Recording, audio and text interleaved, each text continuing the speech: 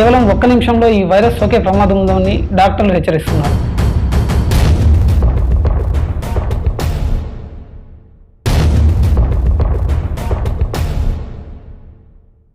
First వేవ్లో వచ్చిన corona virus ఒకరి నుంచి ఒకరికి సోకడానికి కనీసం 10 నిమిషాల ఎక్స్పోజర్ అవసరమని అప్పుడు నిపుణులు చెప్పారు.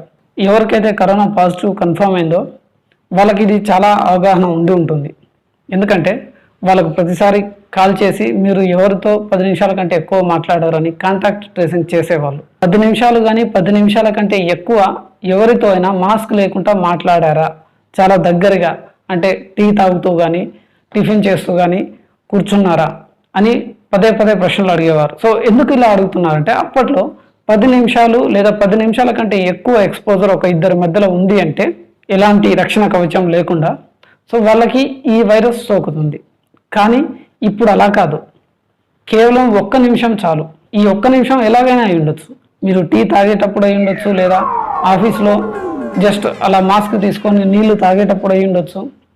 సో ఇంత ప్రమాదకరంగా మారింది ఈ వైరస్. వైరస్ ఏమో తన రూపాలను మార్చుకుంటూ మ్యూటేట్ అవుతూ ఉంది, మరింత ప్రమాదకరంగా మారుతూ ఉంది.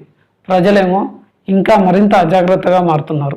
మాస్కులు పెట్టుకోవట్లేదు, సోషల్ డిస్టెన్సింగ్ పాటించట్లేదు, ఎలాంటి జాగ్రత్తలు పాటించట్లేదు. సో ఇప్పుడు ఈ సమయంలో ఈ సెకండ్ వేవ్ ఉధృతి ఇంకా విపరీతంగా మారే అవకాశం ఉంది.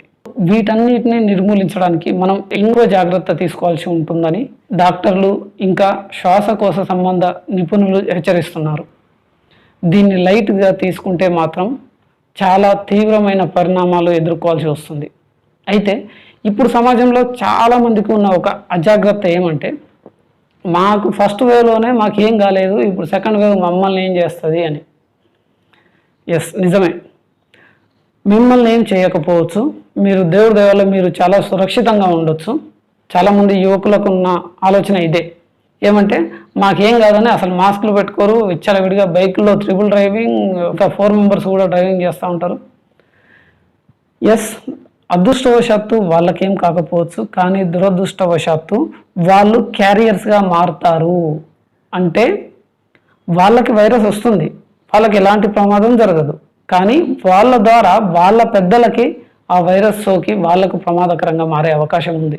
మీకు మీ పెద్దల పట్ల అంటే మీ తల్లిదండ్రులు, మీ తాత ముత్తాతలు వీళ్ళ పట్ల ఎలాంటి అభిమానం, ఆప్యాయత, ప్రేమ ఉన్నా మీరు జాగ్రత్త వహించండి. అయితే మీ ద్వారానే వాళ్ళకు సోకిందన్న సంగతి మీకు కూడా తెలియకపోవచ్చు. ఇప్పుడు మరింత జాగ్రత్తగా ఉండాల్సిన అవసరం ఉంది అని నిపుణులు హెచ్చరిస్తున్నారు.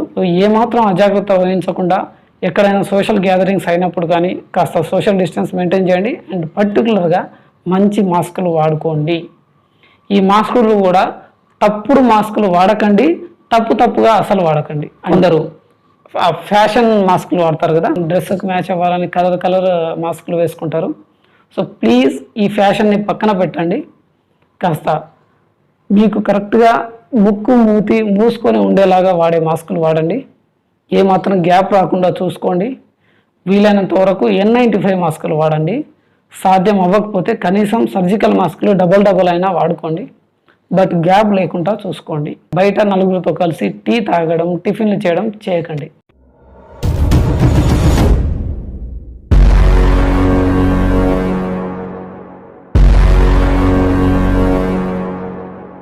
మరిన్ని ఉపయోగకరమైన అప్డేట్స్ కోసం మా ఛానల్ని చూస్తూనే ఉండండి.